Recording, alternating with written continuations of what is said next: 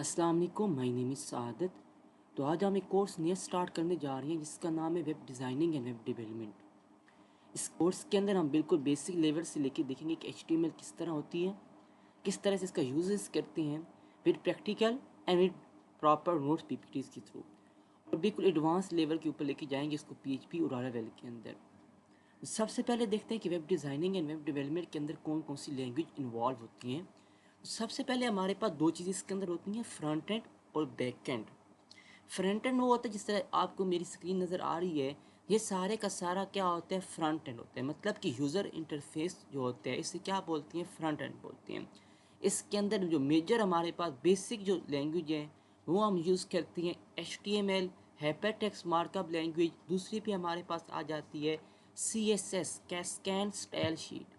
और तीसरे पे हमारे पास आ जाती है जावास्क्रिप्ट, मतलब कि इवेंट हैंडलिंग लैंग्वेज। कि अगर आप घर में अगर कोई एक फ़ैन लगा हुआ है तो फ़ैन ने किस तरह से ऑन और ऑफ होना है, या आपके पास कोई बल्ब है तो बल्ब ने कैसे ऑन और ऑफ होना है।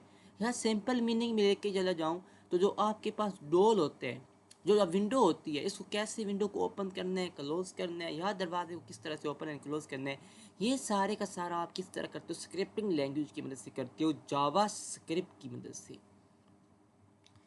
दूसरे पे हमारे पास आ जाती है बैकएंड। बैकएंड से मुराद हमारे पास लैंग्वेज हम इस कोर्स के अंदर करेंगे उसका नाम है PHP, पर्सनल होम पेज, जो बहुत ई कॉमर्स वेबसाइट में इस्तेमाल होने वाली पॉपुलर लैंग्वेज है। और दूसरी पे हमारे पास का फ्रेमवर्क है लारावेल, और MySQL हमारे पास क्या आ जाएगा, डेटाबेस आ जाएगा।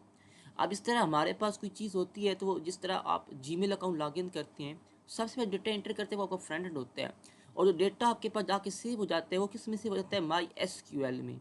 फिर आप दोबारा साइन अप करने के बाद जब लॉगिन करते हैं, जस्ट ईमेल और लॉगिन जब आप इंटर करते हैं तो वो आपको एक्सेस दे देता है कि हाँ भाई ठीक है, अगर वही बंदा है तो क्या हो जाए, लॉगिन होने दें, अगर नहीं है तो क्या कहता है, your email and password is incorrect.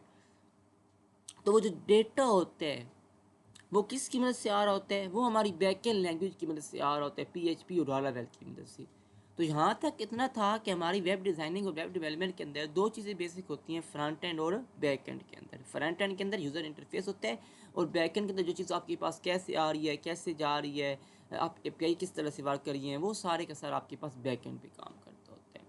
तो चलते हैं अपने नेक्स्ट स्लाइड की जानिब। तो यहाँ पे क्या कहता है कि वेब पेजेस क्या होते हैं। सबसे पहले तो हम देख लेते हैं कि वेबसाइट के अंदर वेब पेजेस क्या होती हैं। A web page is a document that is displayed in the web browser and a fundamental part of the website. वो कहता है कि जो वेबसाइट होती है, वेबसाइट की एक बुनियाद होती है web page, it is written using HTML। और ये किस तरह लिखी जाती हैं, HTML हाइपरटेक्स्ट मार्कअप लैंग्वेज का इस्तेमाल करके, एंड में आल्सो इंक्लूड CSS। मतलब कि हम इसके अंदर स्टाइलिंग वगैरह भी, कैस्केड स्टाइल शीट भी यूज़ कर सकते हैं। एंड जावास्क्रिप्ट, और जावास्क्रिप्ट इवन हैंडलिंग के लिए आप यूज़ कर सकते हैं। मतलब कि बटन लगाना है, कोई स्लाइड वगैरह लगानी है, या क्या लगाना है, कोई पॉपअप मेन्यू आपके पास जनरेट होने हैं, वो सारे का सारा किस में आपके पास आ जाएगा, जावास्क्रिप्ट की मदद से आ जाएगा। तो मेजर तीन चीज़ें हैं वेब पेजेस को क्रिएट करने के लिए, वेबसाइट को क्रिएट करने के लिए। वेबसाइट को क्रिएट करने के लिए सबसे पहले हमें ज़रूरत होती है वेब पेजेस की।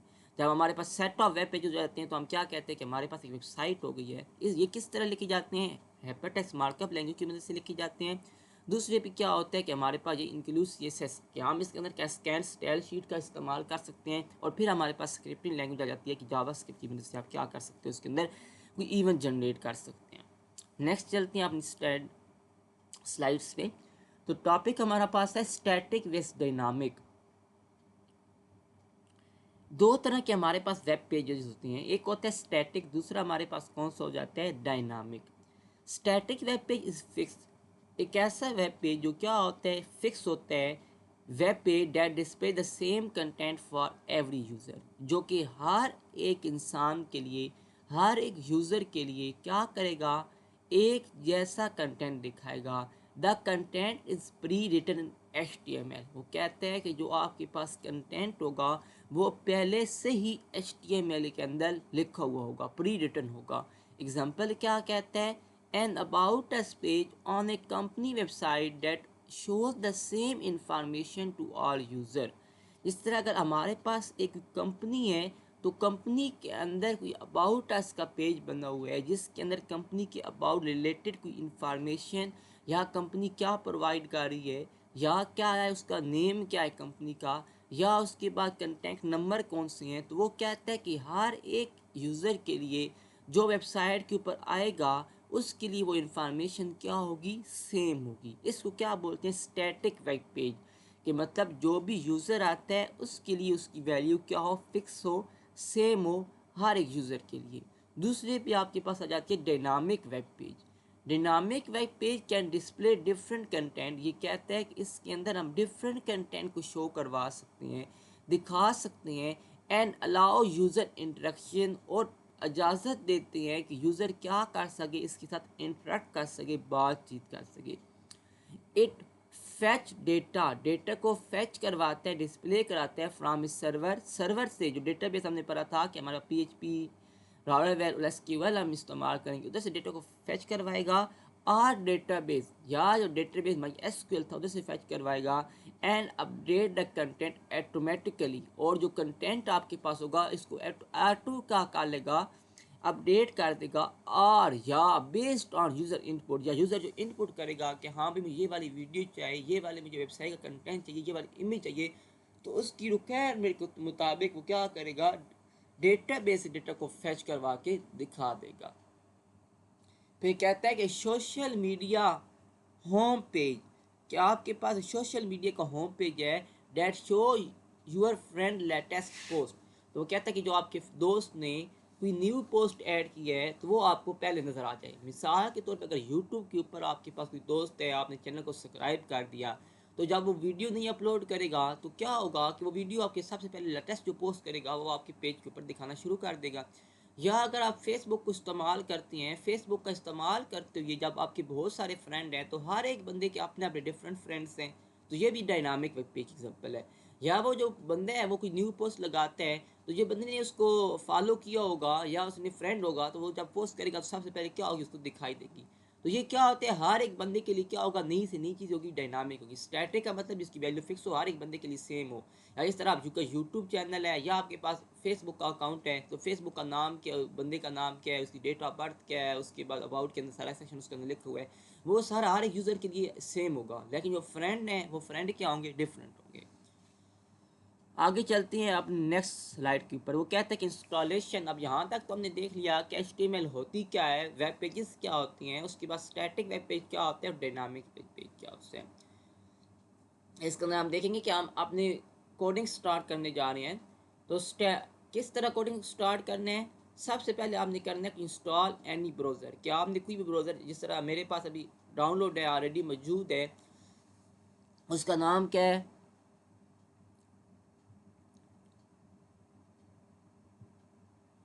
हमारे पास गूगल क्रोम ओपन है, ठीक है। पहला तो हमारे पास जो चीज़ थी वो तो हमारे पास कंप्लीट। दूसरे पे कहता है इंस्टॉल एडिटर नोट पैड और VS कोड। या आपने क्या करना है, जिसके ऊपर आपने कुछ चीज़ लिखनी है, कोडिंग करनी है, उस सॉफ्टवेयर का होना भी क्या है, ज़रूरी है, इंस्टॉल करना ज़रूरी है। वो भी ऑलरेडी मेरे पास मौजूद है। सिंपल आपने गूगल के ऊपर जाना है, note pad plus plus search करना है, तो क्या हो जाएगा, आपका इंस्टॉल हो जाएगा। तो यहाँ तक हमारा जो ब्राउज़र था वो क्या हो गया, इंस्टॉल हो गया। इंस्टॉल होने के बाद नेक्स्ट जो हमारे पास चीज़ है वो हम क्या मेंशन करते हैं, देख लेते हैं नेक्स्ट क्या करना है। नेक्स्ट कहते हैं व्हाट इज HTML। अब वेब पेजेस के बारे में वेबसाइट के अंदर देख लिया था, अब हमने कोडिंग करनी है HTML के अंदर। उसके लिए हमने ब्राउज़र को इंस्टॉल कर लिया, फर्दर हमने अपने एडिटर को डाउनलोड कर लिया। अब देखते हैं कि HTML होती क्या है। HTML stand for hypertext markup language. क्या कहता है कि HTML की एब्रीविएशन क्या है, hypertext markup language use to create web pages. ये हम इस्तेमाल करते हैं वेब पेजेस को क्रिएट करने के लिए, ठीक है। मतलब कि वेब पेज को जब बनाने तो उसके लिए हम क्या करते हैं, HTML का इस्तेमाल करते हैं। HTML as major two element. इसके बेसिक क्या होते हैं, दो एलिमेंट हैं। पहले का नाम है हाइपरटेक्स्ट, दूसरे का नाम क्या है, मार्कअप लैंग्वेज। दो एलिमेंट आपने याद रखनी है कि आपके पास HTML का एक चीज़ है हाइपरटेक्स्ट, दूसरे के अंदर क्या है, मार्कअप लैंग्वेज। अब हाइपरटेक्स्ट क्या होती है कि जिस तरह आप किसी एक लिंक के ऊपर क्लिक करते हैं तो लिंक के क्लिक करने पे वेबसाइट के किसी दूसरे पेज पे चले जाते हैं, उसे क्या बोलते हैं, हाइपरटेक्स्ट। दूसरे पे क्या कहते हैं, markup language.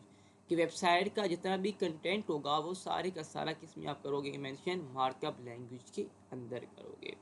It has two major section. क्या कहते हैं कि इसके हमारे पास क्या होते हैं, टू इम्पोर्टेंट मेजर सेक्शन है। पहले पे क्या कहते हैं कि हेड, कि HTML के दो सेक्शन है हमारे पास, एक का नाम है हेड, दूसरे का नाम हमारे पास क्या है, बॉडी। तो हेड के अंदर आप क्या चीज़ इन्वॉल्व करती हैं, हेड के अंदर आप इन्वॉल्व करते हैं टाइटल और स्टाइल, कि अगर आपने कुछ टाइटल लगाना है वेबसाइट का, या आपने क्या करनी है, स्टाइलिंग करनी है, तो उसके लिए क्या यूज़ करोगे आप, हेड के सेक्शन का इस्तेमाल करोगे। दूसरे पे वो कहता है कि आपके पास बॉडी के अंदर जितना भी कंटेंट होगा, अगर आप इमेज लगानी है, हेडिंग लगानी है, जो भी चीज़ लगानी है, वो सारी की सारी किस में आ जाएगी, बॉडी के अंदर आ जाएगी। नेक्स्ट जाते हैं understanding of HTML। HTML we use HTML with the help of tag, कि हम क्या कर सकते हैं कि HTML को इस्तेमाल कर सकते हैं with the help of tag. Tag की हेल्प की मदद से हम क्या करते हैं, HTML का इस्तेमाल कर सकते हैं। There are two type of tag, क्या कहता है कि इसके अंदर हमारे पास दो किस्म के टैग हैं। पहले क्या है, सिंगुलर टैग, दूसरे पे आपके पास होता है पेयर टैग। अब सिंगुलर टैग क्या होता है, एक ऐसा टैग जो सिंगल हो और पेयर से मुराद जोड़ो, सिंगल स्टार्ट भी हो और क्या हो, क्लोज भी हो। ये हम जब कोडिंग करेंगे तो उसके अंदर देखेंगे कि हमारे पास सिंगल टैग कैसे क्रिएट होते हैं, या पेयर टैग हमारे पास कैसे क्रिएट करते हैं। ठीक है, तो सिंपल हमने कहा कि वेब HTML क्या होती है कि वेबसाइट को बनाने के लिए इस्तेमाल कर, स्ट्रक्चर बनाने के लिए, ढांचा बनाने के लिए इस्तेमाल करते हैं। ठीक है, और इसके अंदर हमारे पास टैग की मदद से हम इस्तेमाल करते हैं। टैग हमारे पास दो किस्म के होते हैं, एक का नाम होता है स्टैटिक, दूसरी का नाम क्या होता है, dynamic.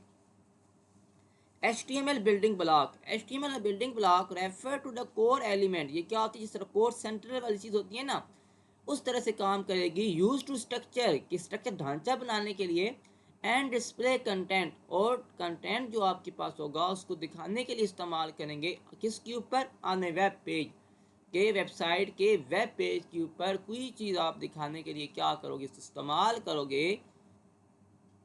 Hair the are the main categories of HTML building block, तो कहते हैं कि हमारे पास डिफरेंट कैटेगरीज है बिल्डिंग ब्लॉक की। मतलब जिस तरह अगर आप एक मकान बनाते हो, तो उस मकान को बनाने के लिए आपको ब्लॉक्स वगैरह की ज़रूरत होती है, ईंटों की ज़रूरत होती है, रेत आपके पास, सीमेंट वगैरह डिफरेंट चीज़ों की ज़रूरत होती है। वो क्या होते हैं, मकान बनाने के लिए बिल्डिंग ब्लॉक का काम करते हैं। तो सेम इस तरह HTML बनाने के लिए डिफरेंट हमारे पास बिल्डिंग ब्लॉक्स हैं। पहले पे कहते हैं हमारे पास एक हेडिंग होती है, फिर पैराग्राफ्स होती हैं, लिंक्स हैं, इमेज है, लिस्ट है, टेबल्स है, एंड फॉर्म है। इन सब को बारी बारी हम प्रैक्टिकल की मदद से देखेंगे कि किस तरह से हम हेडिंग बना सकते हैं, किस तरह से पैराग्राफ क्रिएट कर सकते हैं, और लिंक्स, ईच एंड एवरीथिंग, जितनी भी चीज़ें होंगी हम कोडिंग स्टार्ट करने जा रहे हैं तो उसके अंदर सारे के सारे हम इन्वॉल्व कर लेंगे। तो आगे कहता है कि basic web pages of HTML। तो ये वाला जो टॉपिक है, इससे पहले देख लेते हैं कि हमारे पास हेडिंग्स क्या होती हैं। इस तरह आपके पास कोई मोटी हेडिंग जैसे HTML बिल्डिंग ब्लॉक लिखी हुई है, ये आपके पास H2 की हेडिंग आ रही है। ठीक है, डिफरेंट आपके पास टाइप की हेडिंग होती है, कोई छोटी होती है, कोई मोटी होती है, कोई ज़्यादा होती है, तो उस हिसाब से होते हैं। फिर होता है पैराग्राफ, कि आपने पैराग्राफ किस तरह से क्रिएट करना होता है। फिर लिंक्स में आ जाते हैं, जिस तरह आप वेबसाइट एक पेज पे जाती है तो किसी दूसरे पेज के ऊपर चले उसे क्या बोलते हैं, लिंक्स बोलते हैं। फिर कहता है कि इमेजेस आपके पास, अगर आपने वेबसाइट के ऊपर इमेज दिखानी है तो वो किस तरह से जनरेट करते हो। फिर लिस्ट हैं, जिस तरह आपके पास 3-4 किस्म की लिस्ट होती है, order list, unordered list, description list, या आपके पास नेस्टेड लिस्ट आ जाती है। फिर आप देखते हो कि HTML के अंदर टेबल किस तरह से बनाए जाते हैं। फिर आप देखते हो कि HTML के अंदर फॉर्म किस तरह से बनाए जाते हैं। ये सारी की सारी चीज़ें हम बेसिक देखेंगे। तो अभी दीजिए मुझे इजाज़त, नेक्स्ट हम अपना HTML का फर्स्ट पेज क्रिएट करेंगे कि HTML की कोडिंग किस तरह से करनी है। अब अल्लाह हाफिज़।